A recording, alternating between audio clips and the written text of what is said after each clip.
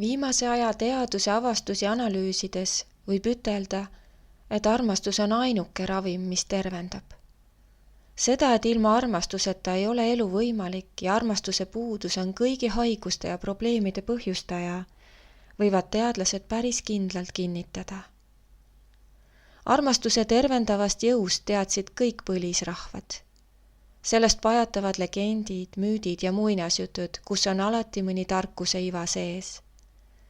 Tugevaimat ravijõudu omistatakse tingimusteta ema armastusele. See on armastuse puhtaim vorm. Ka iidsetest aegadest pärinev rahvatarkus räägib armastuse tervendavast väest. Šamaanide ja nõidade ravijõu võib looduslike raviainete kasutamisele lisaks suurel määral kirjutada kõigutamatu usu ja haigele suunatud armastava tähelepanu arvele. Tänapäeval nimetatakse seda platseeboefektiks. Inimese usk ravimeetodisse ja sellesse, et ta paraneb, ongi see, mis teda tervendab. Oletatakse, et ligi 1/3 tervenemisest toimub platseeboefekti mõjul. Tänapäeva teadlased on armastust vaadelnud ja uurinud nii füüsilisel kui vaimsel tasandil. Olulisi avastusi armastuse seisundi kohta on tehtud väga erinevates teaduse valdkondades. Armastuse olemust ja toimet on uurinud füüsikud, keemikud, bioloogid, psühholoogid, psühhiaatrid, neuroloogid ja kardioloogid. Viimase aja revolutsioonilised avastused. Armastus on immuunsüsteemi võimsaim stimulaator. Tervenemise seisukohalt on armastuse olemasolu nii haige sees kui ümbruskonnas äärmiselt oluline. Armastavas õhkkonnas käivituvad kehas biokeemilised protsessid, mis stimuleerivad tervenemist. Positiivselt meelestatud inimese tervenemise väljavaated on hoopis teistsugused meeleheites patsiendi omast. Seos psüühiliste häirete ja füüsiliste haiguste vahel on teaduslikult tõestatud. Näiteks esineb depressiivsetel inimestel sageli südame-veresoonkonna haigusi. Traditsiooniliste ravimeetodite kõrval on armastuse ravitoimet uuritud ja rakendatud ka söömishäiretega patsientide ravimiseks. Füüsilise läheduse ja puudutuste puudumine mõjub laastavalt närvisüsteemile. Teaduslikest vaatlustest on selgunud, et seljaaju närbub nendel lastel, kes ei koge piisavalt füüsilist lähedust. Armastuse nappuse keskkonnas väheneb inimese võime olla tundlik iseenda ja teiste suhtes ning üleüldse mingeid tundeid tunda.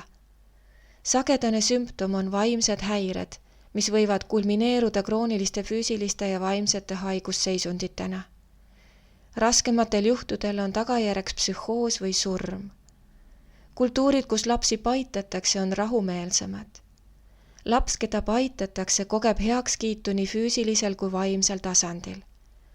Positiivne tunnustus innustab last aina uutele avastustele ja tema sünnipärane potentsiaal saab avalduda. Lapsest kasvab julgem, intelligentsem ja empaatilisem inimene kui sellest lapsest, kelle elus positiivne ja tunnustav füüsiline kontakt puudub.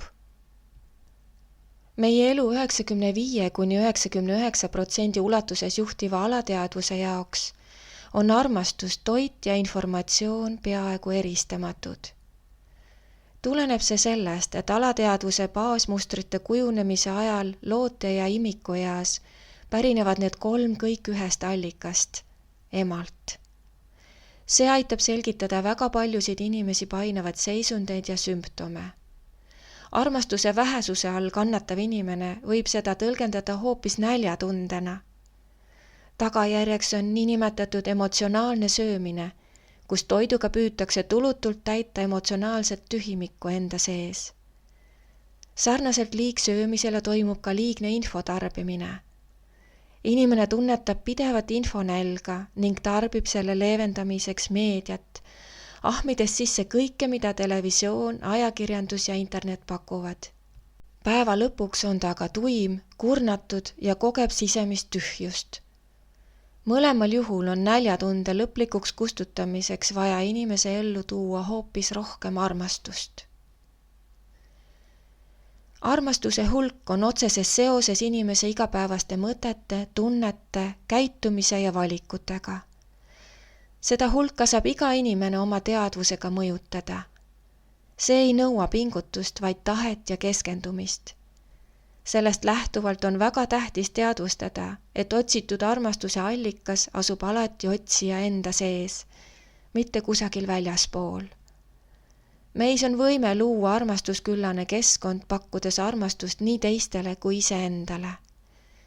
Nii armastuse jagamine kui saamine suurendavad armastuse hulka inimese elus.